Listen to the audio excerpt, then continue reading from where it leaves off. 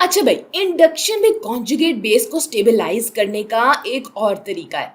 तो अगर हम एसिटिक एसिड से शुरू करें, ये यहाँ देखें, ये एसिटिक एसिड है। एसिटिक एसिड पर एसिड प्रोटॉन ये वाला है। अब इस प्रोटॉन की पी के ए वैल्यू तकरीबन 4.8 है।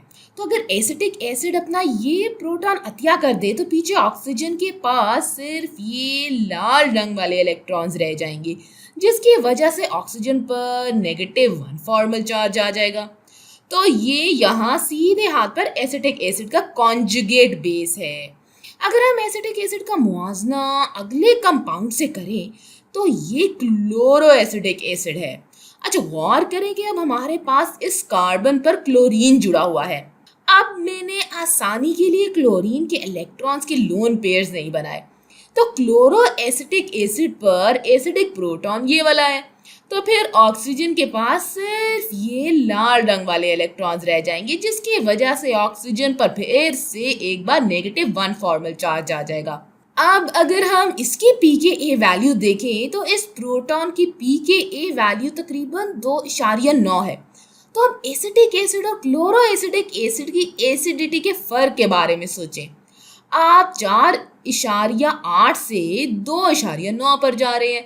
जितनी कम पी के ए वैल्यू होती है, इतना ही ज़्यादा कंपाउंड एसिडिक होता है। इसलिए ये तकरीबन 100 गुना ज़्यादा एसिडिक है। ये 2 पीएच यूनिट्स हैं। 4.8 से 2.9 तक ये तकरीबन 2 पीएच यूनिट्स के बराबर है। तो ये 100 गुना ज़्यादा एसिडिक होगा। तो chloro acidic acid acetic acid के मुकाबले में बहुत ज़्यादा एसिडिक होता है। अब अगर हम कॉन्जुगेट बेसिस को देखें तो हम समझ सकते हैं कि ऐसा क्यों होता है। तो ये कॉन्जुगेट बेस लाजमी तौर पर इस कॉन्जुगेट बेस से ज़्यादा स्टेबल होगी, और हम इस चीज़ की वजाहत इंडक्शन की मदद से करते हैं। अब अगर हम इनके दरमियान मौजूद फ़र्क को देखें तो हम जानते हैं कि यहाँ हमारे पास क्लोरीन मौजूद है, और क्लोरीन एक इलेक्ट्रोनेगेटिव एलिमेंट होता है। ये कार्बन के मुकाबले में बहुत ज़्यादा इलेक्ट्रोनेगेटिव होता है। तो क्लोरीन इस तरह से कुछ इलेक्ट्रॉन डेंसिटी निकाल लेगा, और अगर आप इलेक्ट्रॉन डेंसिटी निकालते हैं तो आप इस नेगेटिव चार्ज को डीलोकलाइज कर देंगे। आप इस नेगेटिव चार्ज को फैला देंगे और ये कॉन्जुगेट बेस को स्टेबलाइज कर देगा। और चूंकि ये कॉन्जुगेट बेस इस कॉन्जुगेट बेस से ज़्यादा स्टेबल है, तो एसिटिक एसिड के मुकाबले में क्लोरो एसिटिक एसिड के लिए ज़्यादा इम्कान है कि अपना प्रोटॉन डोनेट करेगा। और हम देख सकते हैं कि जब हम क्लोरीन की मिकदार में इजाफा करते हैं तो क्या होता है। तो यहाँ नीचे ट्राई क्लोरो एसिडिक एसिड मौजूद है। यहाँ हमारे पास 3 क्लोरीन मौजूद है, और यहाँ पी के ए वैल्यू मज़ीद कम हो गई है, क्योंकि अब हमारे पास ये तमाम क्लोरीन कुछ इलेक्ट्रॉन डेंसिटी निकाल रहे हैं। तो तमाम इलेक्ट्रॉन्स भी ग्रुप्स निकाल रहे हैं।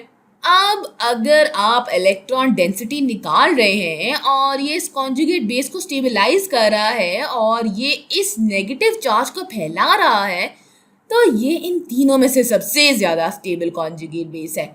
इसीलिए ये इन तीनों में से सबसे ज़्यादा एसिडिक कंपाउंड है। तो ये इंडक्टिव इफेक्ट या इंडक्शन का असर है।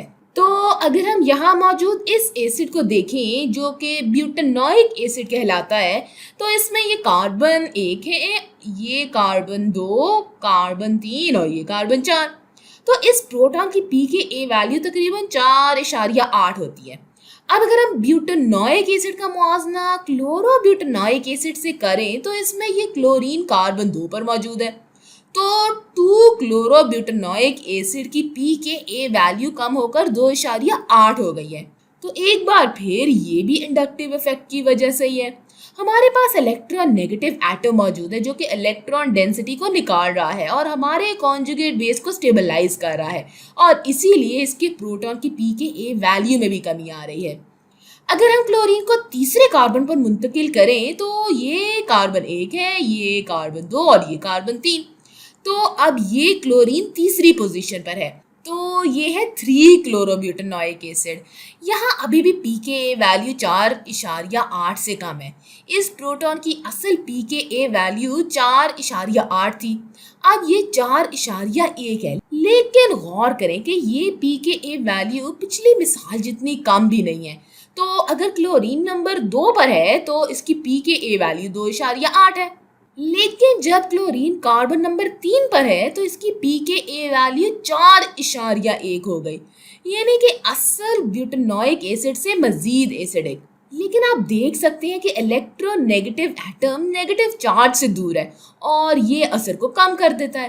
क्लोरीन इस मिसाल के मुकाबले में नेगेटिव चार्ज से मजीद दूर है, तो यहाँ आप असर ज्यादा देखेंगे। अगर आप क्लोरीन को चौथे मकाम पर मुंतकिल कर देंगे तो अब आपके पास pKa वैल्यू तकरीबन असल जितनी ही हो जाएगी। इसकी असल pKa वैल्यू 4.8 थी, तो अब तकरीबन 4.5 है। अब ये क्लोरीन नेगेटिव चार्ज से मजीद दूर है और इस वजह से इंडक्टिव इफेक्ट और कम हो जाएगा। लिहाजा ये कंपाउंड अब ब्यूटेनोइक एसिड के मुकाबले में थोड़ा ज्यादा एसिडिक होगा, लेकिन यहाँ असर बहुत कम होगा।